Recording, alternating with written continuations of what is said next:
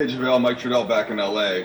Thanks for joining us. I want to start, if I could, just with what you've been learning, if anything new about your teammates as you've been recording your video series on YouTube, Javale, and just what that process has been like and what's been standing out the most to you throughout these couple weeks down there. First, I just wanted to say we still need justice for Breonna Taylor. And then to answer your question, I haven't learned anything new. I've been around these guys for a full year, some guys 2 years. So I know all the things. It's just views from my behind the scenes and how it is day to day. Hey Javale, it's David Brenneman. I wanted to know if there's been any effort by your teammates in terms of looking into the Breonna Taylor case together and sharing information and determining next steps. And then I have a basketball-related question as well. That's just that we saw Anthony hasn't been practicing, and any level of concern whether you guys will not have him on Thursday. I mean, I don't do injury reports, so I can't really speak on Anthony's if he's playing or not. I don't know. And yes, the guys have been talking about social justice things that we need to do, and in the case of Breonna Taylor. So we've definitely been it's been on our radar. Ali, you got a question there? Sure. Tanya, Kyle, go ahead. Javale, were you involved Sunday with the conversation with Michelle Obama? And what do you kind of make of what the NBPA is doing to kind of help advance some of these social justice issues and voting rights issues? I feel like the NBPA is definitely moving forward and trying to make everything as transparent as possible and make sure that everything is smooth, especially with the power that the NBA players have. We're just trying to use that to really push the message forward of justice for our people. And I wasn't on the call with Michelle Obama, unfortunately, but yeah. Tanya? You fiddled with your necklace a little bit. Is there story? Yeah, my daughter made this necklace for me. So right now it's my favorite. Well, right now it's my favorite necklace. Did she send it with you when you came here? She made it before we left for quarantine, so I wear it every day. Are you gonna show her that you weren't doing your interview? She doesn't understand what an interview is yet. She's like, why are these people talking to you? What's her name? Genevieve, Gigi. Hey JaVale, Frank was saying that you guys still have a ways to go before you're a finished product. I'm curious, where do you think the team is at right now? I feel like we're at like 80%. We still have to play real games with the real lineups and everybody playing the real minutes. So I feel like that's what these 8 games are for, to get us prepared for the playoffs, a strong playoff push. So I'm really excited about that. Everybody's excited. Everybody's motivated. Everybody's in the gym 2-a-days, taking care of their bodies.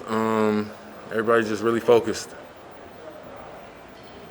Hey, JaVale, you whether it's some of the lighter stuff or the more serious issues with racial justice and the work you do with Jug Life, all of these things,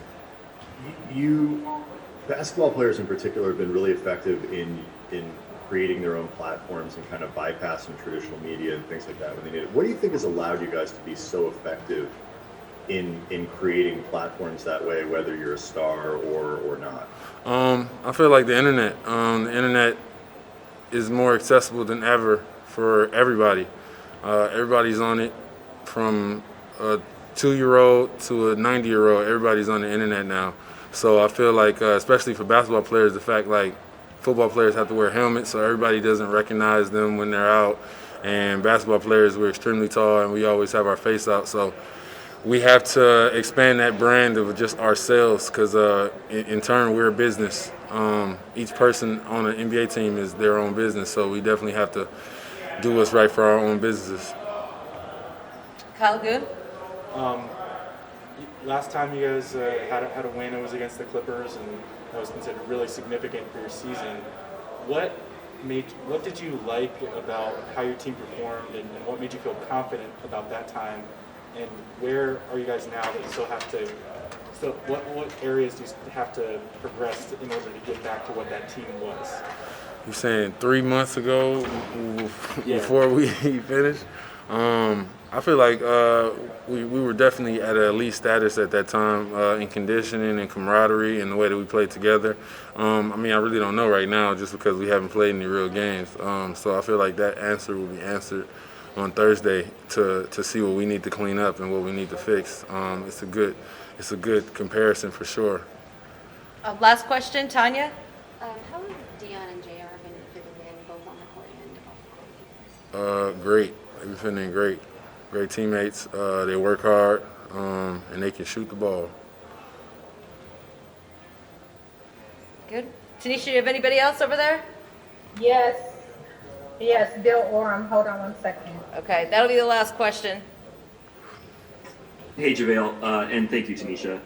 Hey, Javale, I'm just wondering if, you guys as a team are shouldering quite a bit. I mean, obviously what you are taking on in a social justice and then what you've already carried this season with Kobe. I'm just wondering, does it feel like you guys are shouldering more than a normal team and more emotional weight than a normal team, or have you just kind of adjusted and it feels normal? We definitely adjusted, but it definitely doesn't feel normal. I don't think it's singularly our team. I just feel like the world it has a lot of weight on their shoulders right now. Coronavirus really set things back, and for us particularly, the Kobe accident really was heavy on our hearts.